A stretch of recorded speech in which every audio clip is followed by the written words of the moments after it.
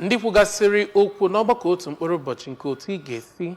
wee na-anata ego dọla site n'ihe ndị si n'ime ala anyị wee na-atụba na mba ofesi bụ ndị na-akọwa mkpa ọ dị mmadụ ime ihe otu o si wee kwesị nke ga-enyere ya aka o si n'ime Naịjirịa na-ezipụ ngwa afịa ya na mba ofesi. Ọgbakọ semina ahụ were ọnọdụ n'Ọka. Ọ bụ otu akpọrọ Denta Global Courier Express na njikọ aka n'ọrụ kọmitii Anambra steeti na-ahụ maka isi n'ime steeti atụga ihe na mba ofesi nke dị na ministri na-ahụ maka ọnọdụ azụmahịa jikọrọ aka n'ọrụ wee chịkọba ya bụ ọgbakọ nkụzi. Ebumnobi ya bụ ime ka ndị bịara ya mụtasịa ihe dị iche iche ha kwesịrị ịmụta banyere otu ha ga-esi were ihe ndị ha kọpụtara n'ala anyị a wee zipụ na mba ofesi. Ka anyị sonyere onye nta akụkọ anyị bụ Amaka Okoye maka akụkọ ahụ n'uju.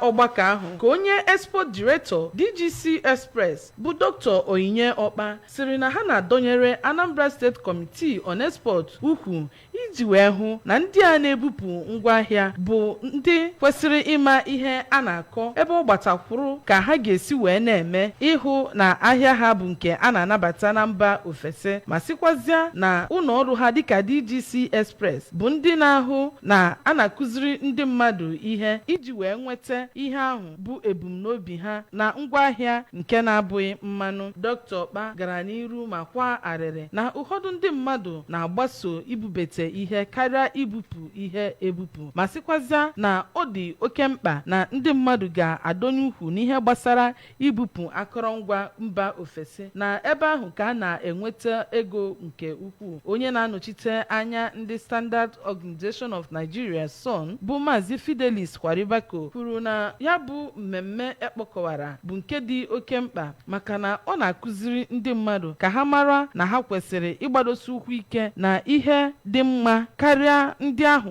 bụ nke adịgboroja. Onye na-anọchikwe anya ndị Nigerian Customs Service bụ Oliakụ Elizabeth Booth bụ onye nke dọrọ aka na ntị ma sị ka ha na-edebanye ihe ọbụla nke ha na-ebupụ n'akwụkwọ o kwesịrị ka ha na-edebanye ya ebe ndị ọrụ ha na-aga n'iru na-akụzirikwa ndị mmadụ ihe ha kwesịrị ime ka ha wee bufee ngwaafịa ha ka ha si wee chọọ. N'otu aka ahụ ka onye Anambra State Coordinator nke Nigeria Export Promotion Council bụ NEPEC bụ Maazị Peter Udom kwupụtara na ha na-enye ndị mmadụ ego ndekwuru nde naira ego n'ebe iji wee bara ha uru ma gakwa n'iru ma gosi ha ụzọ ha ga-esi wee na-abanye ibupụ ngwa ahịa obodo oyibo ma sịkwazịa na ebe ọ gbatakwuru ugbu a bụ na ha na-akwadozi inwe ọdụ ahịa ebe onye ọbụla ga na-abịa na-ahụ ma a na-akụziri ha ka ha ga-esi wee mee wee bupụ ngwaahịa. Ndị ọzọ tinyere ọnụ n'okwu mgbe a na-emerube ọmụmụ ihe a bụ onye Director nke Cooperatives Ministry of Commerce bụ Oliakụ Nwabugo Okonkwo. Onye ọzọ bụkwa Export State Desk Officer bụ Dọkịta Tonia Anyamene na onye ọkammụta Nkiru Melodo. Ha ncha kpọrọ oku ma kene onye chịkọbara ya bụ ọgbakọ bụ Dr. Ọkpa ma yọzie ndị Anambra ka ha kwudosi ike ma banye n'amụma ịrụ ọrụ ugbo nke a na-eji fertilizer